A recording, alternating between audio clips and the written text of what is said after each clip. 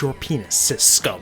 The greatest piece of misogynistic art has been brought upon us by the most enigmatic level 60 oppressor, Platinum Games. Monuments declaring Bayonetta 2 as the Citizen Kane of video games. God damn it, Ian. Polygons fetishizing a puerile prudence that can make or quake road soak themselves, and Nintendo seizing the rights to the cherry of our assholes aside. I desired to do something different for my Bayonetta video. It would be a disservice to both to just start blabbering on about one game without expressing why it is I feel that neither fully replaces the other. Ideally, the context will help. To put it into perspective, this is a game that Hideki Kamiya directed out of the inspiration he found within DMC4, a series he started which later grew radically different once Itsuno and Kobayashi took right the fuck over. And it's because of that, I feel that it's important to understand that Bayonetta 1 and 2 are two separate beasts. I would really hate to live in a world with one and not the other. As one would assume, I'm still pokey, but today I've come packing far less of my shitty jokes and lieu for a more heart-to-heart discussion. I have a lot to say, so I feel the need to tone it down a bit. Right away, the first thing I need to applaud is how the cast remains faithful to their own characters when they made the transition from the first game to the second. Without missing a beat, Bayonetta continues to emanate her commanding presence. Nothing short of a Lumen Sage or God can put her on tilt, so why should anything less start to now? Her habit for saving humanity almost feels happenstance, as if it serves her mutual interest in both survival and having the final say in whatever manner dares to inconvenience her. And I won't lie, that's what I love about her. Saving someone is a mundane task that she tackles with a carefree smugness bordering blasé at times. Even to go so far as to be reluctant to show compassion. Cereza, my dear, watch and learn. Rodin is still mysterious yet reliable, Jean is your beloved rival, Boulder is a tormented father, and Enzo is still the comedy relief personified as a foul-mouthed gangster shitbag Italian stereotype. No complaints. Though something does feel a bit off with Luca. In the first Bayonetta, he played as a troubled, vengeful man, brimming with wisdom, whose lustful, wandering eyes and unexpected role of playing babysitter offered brief windows of comedy. This time around, he seems to be cursed with an excess of comically timed pratfalls. Not that they were non-existent in the first game, but there were far less. I don't know, it feels like a downgrade from his original character, whom, at his core, is still largely the same. On the flip side, Father Boulder does feel more consequential this time around, since he's constantly present. This is largely due to how his arc is directly woven into Loki's, which I'll get to in a moment. What did take a major hit, however, was the obligatory child character. In the first game, your baggage was named Cereza, later revealed to be Bayonetta as a child. Not a shocking revelation, I know, but it was interesting to watch how much of a contrast young Cereza is when compared to Bayonetta. She was innocent and clingy, yet meek enough to not get in the way and demand attention. I honestly found most of her interactions to be quite charming. At one point, even the angels themselves find her endearing, gushing over her and even attempt to keep her safe. I even felt kinda bad for the beloved as I chewed into his guts.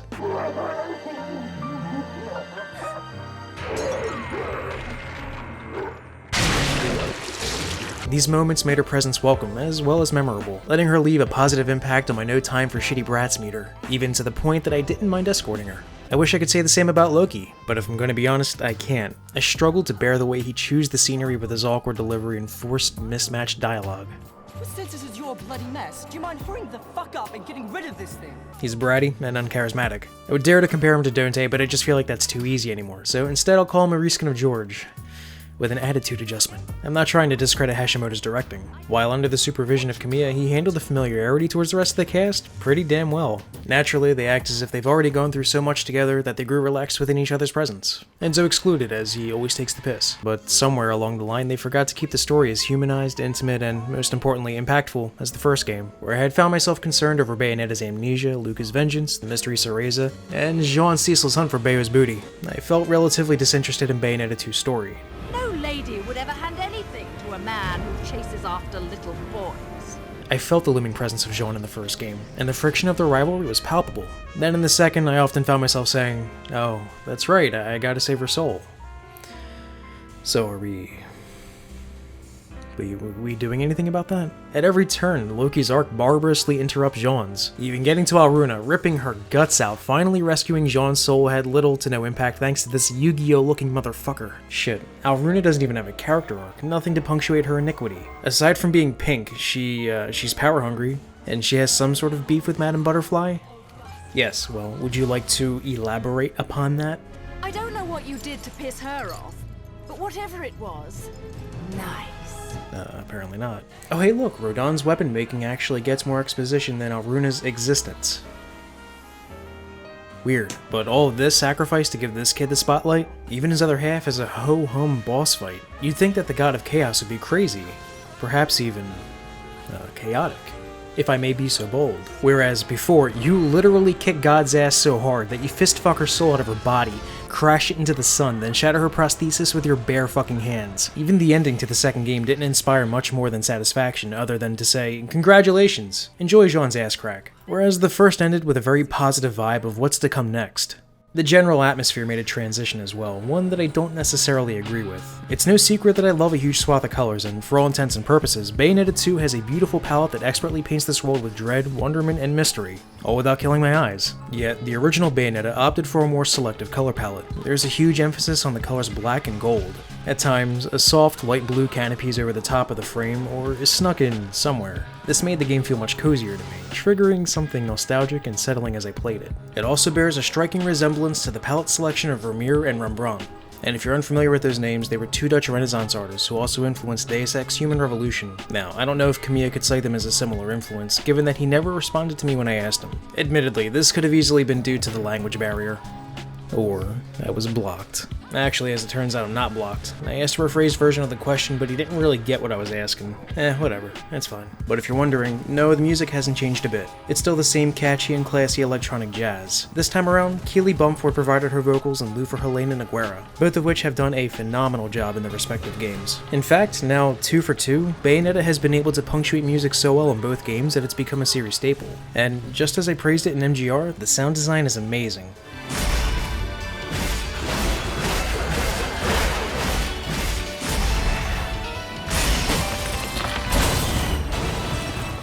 But the sequel takes the cake for level design easily. I mean, the platforming was already decent, however, Hashimoto stepped it up. He even pulled out segments like kids playing in traffic, despite how cool it was. And it was cool. It just wasn't fun. Even then, he continued to improve upon the best of the first. Right away, the prologue level is not just simply hype as fuck, but is also much more tightly condensed. Consequently, this allows for you to jump from wave to wave much faster than in the graveyard. It's even topped off with a decent mini-boss fight, as well as Gamora. And while Gamora is a fun fight, I have a few qualms with it, but we'll get to that in a bit. Levels that once featured car hopping, motorcycles, escorts, wall running, and rocket riding have been swapped with rock'em sock'em robots, horses, mechs, flying, and I can't say one is any more surreal and over the top than the other, but what I can say is that these ADD satiating segments feel much more intuitive in the second game. Also, way less nauseating. Yet, despite all of these improvements, the original still has a more evocative, memorable set of stages. Partially due to the color palette, yeah, but also thanks to the choice of scenery. The architecture of Vigrid feels Florentine and Venetian, making it familiar. You even start off in places of well-treaded social significance. A train station, a park, a town square, all the meanwhile slipping in segments that make it feel more and more alien. I'd even argue that Paradiso is more abstract in the first game. Nalton shares a lot of these properties, but it just doesn't pull them off as well. I felt like I was treading the fringe of anything socially significant rather than through it, and it didn't help that hell was kinda generic. Then again, I find it a bit difficult to beat the idea of battling an angel in the middle of the ocean, fighting in a gorgeous meadow, or watching the city on the horizon grow closer beyond a gigantic body of water. I say it's a bit difficult because Bayonetta 2 takes place during the winter, and what a waste of potential. We could have been packed in by cozy snow levels, and dude, I fucking love cozy snow levels. Then again, facing your rival head-on atop a large structure rapidly firing missiles, then fighting on one of those missiles, which leads to the fight continuing on a balcony high atop another building, punctuated by the breathtaking view of the city around you is truly a sight to behold. But, you know, snow. I would be remiss if I failed to mention how graceful and creative the animations are in the original Bayonetta, something that managed to only get even better with the sequel. Burlesque in nature, Bayonetta's martial expertise with which she swings the condensed and congealed fleshy souls of demons would make Dante blush. And it probably has. But even more impressive is the sheer amount of enemy reactions that have been animated. Roughly 3.5 times more than in the original Bayonetta, every angel and demon will respond convincingly to the way you dish out abuse along their horizontal relevance. They even went the extra mile to punctuate these new animations with gorier enemy deterioration. And I have a soft spot in my heart for these little details. Also a hard spot in my misogyny stick. But fuck all that gay art shit. We're here to talk about video games, and one of the great things about video games is that you get to, play them. Well, Most of them. Now that we're getting to the chewy, chocolatey core of Bayonetta, this is where I've seen the greatest evidence that the first game remains relevant, while the sequel showcases several proper improvements. Likewise, both have flaws. The god of blocks willing, if they ever borrow each other's best traits, we would be in for a rapturous treat. No matter your environmental influence, Hashimoto is kind enough to never leave you defenseless. However, the quality of combat in any other form than dry land is questionable. Combat in water leaves you feeling a bit floaty. Go figure. It's even accompanied by a shitty travel form, the Serpent. Wouldn't have been so bad if it didn't control like ass. While you're in the air where you'd expect more freedom, they actually restrict you quite a bit, yet oddly enough it still feels natural. That is, if you're not depending on having your entire kit, since they do nick a few moves and mechanics from you. For me, it did hurt to be without Umber and Spear. I will admit that I quite enjoyed aerial combat. Dealing with Glamour or Gamora flowed swimmingly. Their only real problem is kit restriction, as well as some potential depth perception fuckiness. Though I suppose this could be one more point for people to levy against Bayonetta 2 in favor of 1, should they choose to. And some chose to. Not that they're wrong for doing so, as there is something to say for keeping fully controllable combat sequences of a consistent quality, without that need to toss in handicaps. That being said though, I don't think these types of segments would have even lived up to the same quality that they already had in the second game should they have appeared in the first. Immediately, I noticed that the sequel has smoother controls. Much snappier and forgiving. They were even considerate enough to give us more than just one control scheme. Still, not a substitute for fully customizable controls, but hey, progress. Also, do yourself a solid and get yourself a pro controller, unless if you like tablet tapping for surprisingly functional combat at the expense of cramping your hands. Or maybe you just hate yourself. Although when you get into combat, something becomes apparent. Bayonetta in the original snaps and cracks near instantly when compared to her later self in the sequel. I know this sounds like a contradicting statement to what I said earlier, but wait, hear me out. By this I'm referring to inputting an attack and how quickly the startup time of said attack takes. Hashimoto opted for longer wind-up times for some weapons. By the rules of animation, it feels like you're really winding up before you beat someone's shit in. And that's great. However, when you take into consideration how many enemies clutter the screen and throw out attacks in unison with one another, it makes Bayonetta feel much less safe and reliable. But hey, credit where it's due. If you're new to the series, you'll find a decent starting point. Some may feel that the ease of entry is vestal, but it's much more prehensile than you may think. Directional inputs and dial combos, use lock-on or ignore it altogether. Kamiya took into consideration options, and Hashimoto has honored this legacy. But that's not even nearly as impressive as the fact that every part of your kit will serve a practical purpose, one way or another. Even your pistols maintain combo chains while you walk your sassy ass between targets. If you've seen any Bayonetta True Style videos, something I'd recommend highly, you'll soon become familiar with spatial dominance.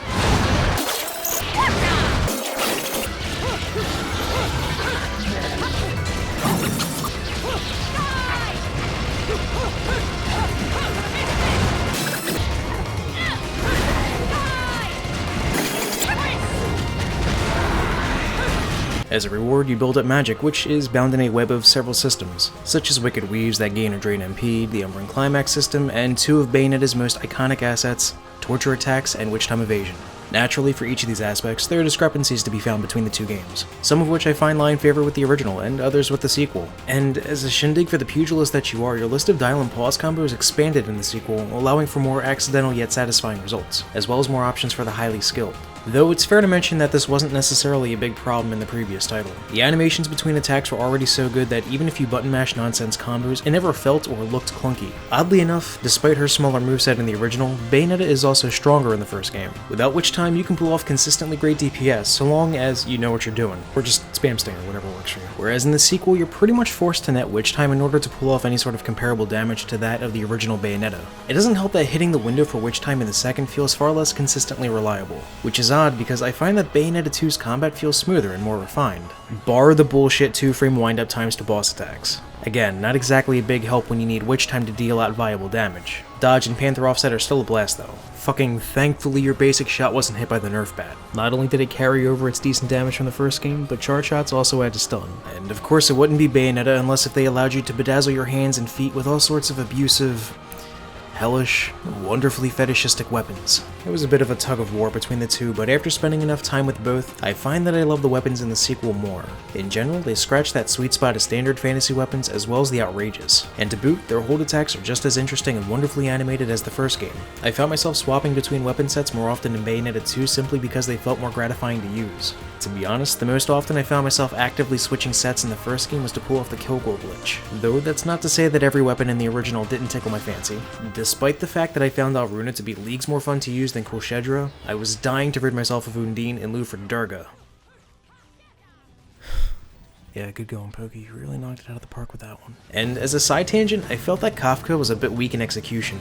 I love bows in general, but I didn't find this one to be all too fun to use as a weapon occupying my punch slot. I feel like it might have been best served as an alternative to your normal gunfire, since I could easily picture Bayonetta walking while firing a bow with that crow-cum artillery swagger of hers. Quite frankly, the only reason I ever equipped it was to look fresh in the sickest perfume. You know you created something special when you brought to life a beautiful witch who can ice skate on raw earth while cracking an angel's skull and melting their solar plexus, then finally splitting their melon open with her gunchuck scattershot. So, Hashimoto, where the fuck are my ice skates and hitty sticks? You think I wouldn't notice that you've been stealing my shit?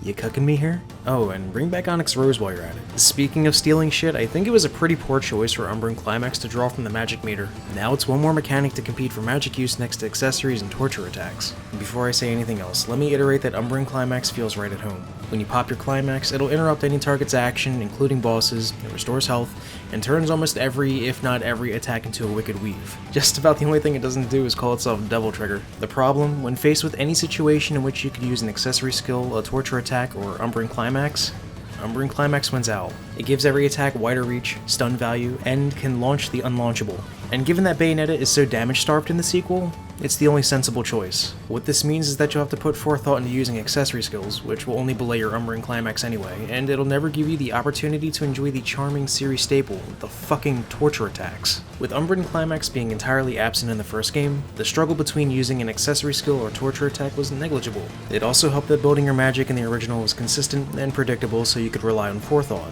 And to see torture attacks become the least efficient of all options, even against accessory skills when you put the Bracelet of Time or the Earrings of Ruin into consideration, it feels like a piece of Bayonetta's charm has just been forgotten. Torture attacks are, in every way, one of the key personality traits that are expressed through Bayonetta. They accentuate her power and control of any situation and do a wonderful job of mixing comedy and sadism upon execution. They're even nearly as varied as the enemy types in each game. It helped put the original game on the map, and the torture attacks are just as every bit as charming, funny, and painful looking in the sequel. But the only time you should ever use them is if you just simply feel like seeing them. That's not to say that you can't beat the game if you choose torture attacks over Umbran Climax. It's totally doable. But again, like I said, Bayonetta suffered some sort of muscular atrophy during her break between the two games. There is an easy way to solve this though. Just give Umbran Climax a separate meter that you can fill and expend. And if this deadly craft's table of options is overpowered, well, that's the developer's job, to balance it. And I realize that some of you are probably quirking your heads, but Pokey, didn't you make a video where you explained your contempt towards QTEs? And sounded like an asshole? Well, yeah. No, I haven't suddenly fallen in love with QTEs, but I do find them fun for torture attacks. In fact, the QTEs, all around, are much easier in the sequel, and there's none of that instant death bullshit either. Dragon Box. Remember this shit? I know I said that bosses in the original game were much more memorable, which they are, but I find the sequel's bosses, more often than not, to be more enjoyable, if not solely for the lack of the shit-tier QTEs. And if you somehow hadn't gathered from what I was saying a moment ago, accessories return in Bayonetta 2. Much like before, they'll add a decent amount of customization to how you'll play, bearing in mind that some of these accessories will remove your most powerful asset, Umbran Climax. Two that I fell in love with were the Bracelet of Time, which allows you to activate Witch Time at the cost of magic, and the Earrings of Ruin. It's kinda hard to outclass Gatling Arms and Shotgun Feet. Eternal Testimony and the Moon of Malak Kala may have the best practical application for a basic playthrough. It's my go-to loadout to ensure I can Umbran Spear in a panic and maintain my ability to parry. Honestly, the only reason why I'm bringing accessories up is for the simple reason that both Bayonetta games grant you something tangible for getting high ranks on each stage. Style meters are just often arbitrary. When they're not, they end up becoming a necessary state of being. There's nothing wrong with the latter, but I prefer how Bayonetta just flat out gives you shit. In the first, Jean can be unlocked by netting a platinum trophy for each stage on normal difficulty or higher. As for the second, a gold trophy for each stage on second climax or higher will get you that lovely Bracelet of Time. There's a brilliance to this, as every stage in either game divides all enemy encounters into verses. Consequently, figuring out the best strats to pure plat each fight suddenly became manageable. Kinda. Not sure why, but Bayonetta 2 made the scoring system a bit esoteric. Like, I get it, I hit things and I get points. The problem is that each circumstance seems to work in fractions, or is just flat out inconsistent. This isn't much of a point that bothered me, but Yoshesk made a damn good argument as to how it made optimizing her pure plat strats hellish. These issues carry over to Muspelheim, which, oddly enough, ends up highlighting how enemy hop has been given less room for error in the sequel. It's a bizarre choice when you consider the original's higher difficulty, both for the main game and the bonus Alfheim verses. I can tell you this, it's not the frame rate that causes enemy hop to require tighter execution, as Bayonetta 2 just seems to run at a consistently higher frame rate than Bayonetta 1. On the Wii U, the first game runs with no screen tearing, an average frame rate reminiscent of the 360 version, and with loading times bordering the PS3. It's a safe bet to say that you're headed for the 360 if you want to clock in a respectable speedrunning time. Or maybe you just hate loading screens. For anyone else, I would point them straight to the Wii U. You want to value out? You belong here. You want to play dress up with Bayonetta and Jean? Yeah, I know, I'd rather play Doctor too. Why? Neither game went light on the unlockable wardrobe, both of which feature a great deal of love for Nintendo's legacy, some of which have a direct impact on gameplay. Link can parry, Samus drops truth, and the Fox McCloud getup completely transforms the fighter jet stage into Star Fox. And it's tight as fuck. I'll take care of it, Teresa. Hurry to the temple. Yeah, I know. A lot of us forgot what effort looked like. You want this shit to stop there? Nah, get fucked, fam. Buying the super mirror doesn't just open more outfits for you, it drops weapons in your lap. Then you have weapons you can pick up perfumes for. Just about the only thing they goofed up on was the lack of an option to wear the first Bayonetta outfit with the sequel's haircut. It's downright criminal. Thankfully, they repent for their sins with multiplayer. While not perfect because, let's face it, what is on its first attempt, there's a surprising amount of fun to be had when you pair up with a bud and go apeshit. And god, it feels good. This was probably the biggest one-up in the sequel's favor. Enjoying Bayo with a friend, without them having to watch from the sidelines. Though this pearl is chipped. Remember that thing I was speaking of earlier, where figuring out a consistent plan to min-max your score was a giant pain in the ass? Yeah, welcome to that in spades. You'll often pour your heart into being stylish or effective at damage, and you might just lose because... fuck if I know. This makes betting Halos feel nowhere near as rewarding for your skill as it should. And because each player has their own camera, I hope you enjoy getting off-screen more often here than when solo. If you unlock Jean and Rosa, you can bring them into the multiplayer, however, Rodin and the Masked Lumen Sage are locked strictly to this mode. This kinda sucks, because while Lumen Sage is easy to pick up and play, Rodin comes with a steep learning curve. He blocks rather than dodges, and his attacks feel sluggish. This would be fine if I could take him into single player and get some comfy testing time with him, but that's not the case. This is even more of a bother for Lumen Sage because he's a blast. Oh, right. You probably noticed the lacking footage of me using Rodin's weapon, the Rodin. That's because he always pushes my shit in. If only I wasn't a fraud. In the previous round. The funny thing is, I'm gonna keep on working at it and try to get this weapon that allegedly isn't all too fun. Why? Well, because I just fucking love this series. And I have to be honest, I hate writing and speaking so clinically about Bayonetta. There's just so much cool shit about this game, thought put into little or unspoken details that just make me adore it. Spiking a projectile back to an angel, shouldering another off into traffic, joy bouncing off of you with enemy hop, then putting an Infinity on its knees to slap its ass, which results in Bayonetta sadistically laughing her head off.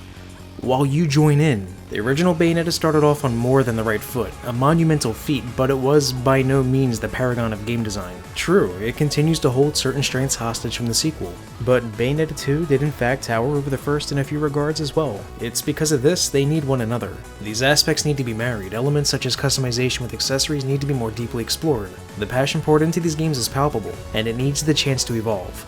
What's funny is that I didn't even give this series a shot until last year. When I first played the original Bayonetta, I was immediately turned off by its shitty instant death QTEs.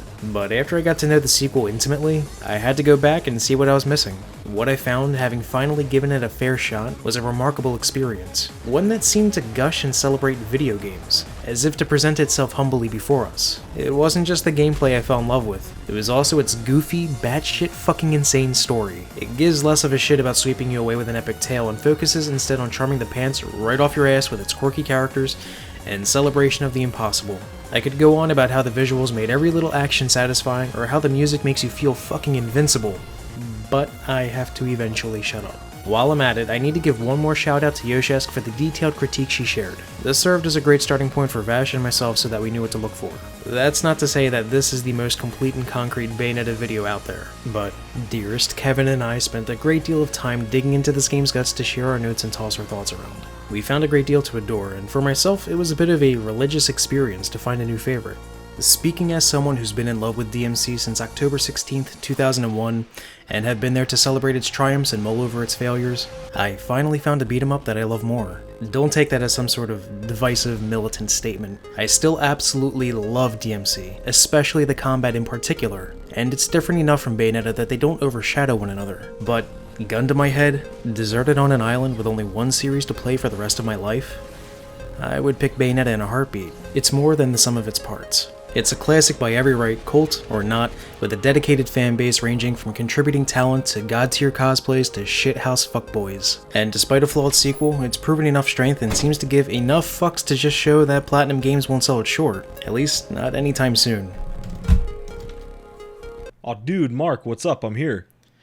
Hey, yo. Oh, dude, what's going on? What's up, man? Oh, dude, you're already recording? That's cool. I thought we were going to read together. No, yeah. Yeah. Yeah, we were. No, Alright, I just don't. No, let me you get my lines no, in you real don't quick. have to worry Do you have about my that. script? No, don't worry about it. What? But I finished. I got everything done. It's okay. It's cool. You don't have What? to. You don't have to worry about anything. But I thought...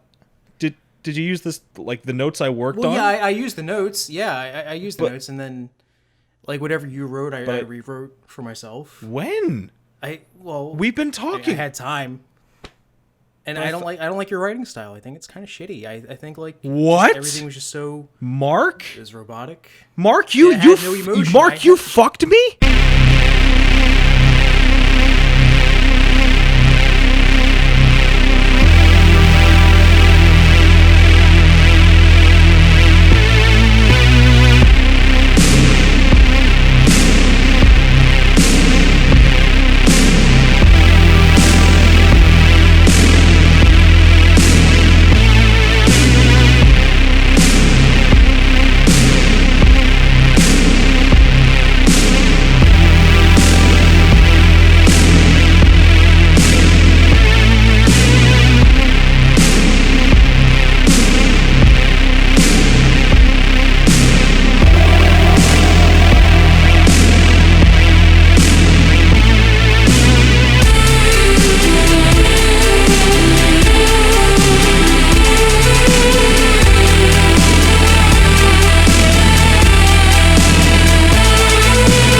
Mark, no, that's bullshit. I flew here all the way from You Vegas. know what? You're right. It is bullshit. I'm not sorry. Fuck you. What the fuck, dude? I came here all the way from the fucking desert. I don't want you know here. how many- Take your fucking camel spiders back. Do you have any idea how many fucking homeless people I had to jump over? You know why you just jump to over fucking homeless get people? here? You're already doing it to begin with because you're so privileged. Okay, listen. Do you have any idea how hard it was to get a good Jopo session I don't wanna hear it. on the way Don't wanna hear in it. on the plane, Don't wanna Mark? hear it. Don't want to I hear it. have not nutted in at least 72 hours, Mark. Look, I would pity you if you weren't a fucking Jopo apologist. Oh my god. Perhaps if you learned how to run on I a thought wall. we were cool. I thought we were But then cool, you started throwing all Mark. these accusations in my face. I thought we were. Like suddenly I'm talking shit on Aaron Hansen and his wife. Oh my god. Okay, we've been over this. You said he was whipped. It's okay. I'm not mad. But this? No, Jopo. Look at my crystal, Mark. Do you see how not white this shit is? Yeah, good. It is not glowing. Maybe you should learn the holy word of wall running. I thought we were cool with this. Nah, you know what? Fuck. We've been together for 2 years. No, I'm gonna fuck off now. Mark? I'm fucking off right now. You know what? Bye. Mark! Peace the fuck out. Fuck off. I hate. Mark! I hate you, and I hope you die. Mark! I hope you die from jerking off. All right, listen here, you sassy bitch. I'm gonna get on a flight back, and when I come back, this crystal is gonna be charged. And you know what? You, Sam, every wall runner in the entire New Jersey, fuck it, the world is going down. I'm talking scorched earth, motherfucker. The Jopo monks will rise again. You thought you've seen white before. You ain't seen nothing yet, boy. It's fucking bullshit. I'm going back to my camel spiders. Wow! What a faggot!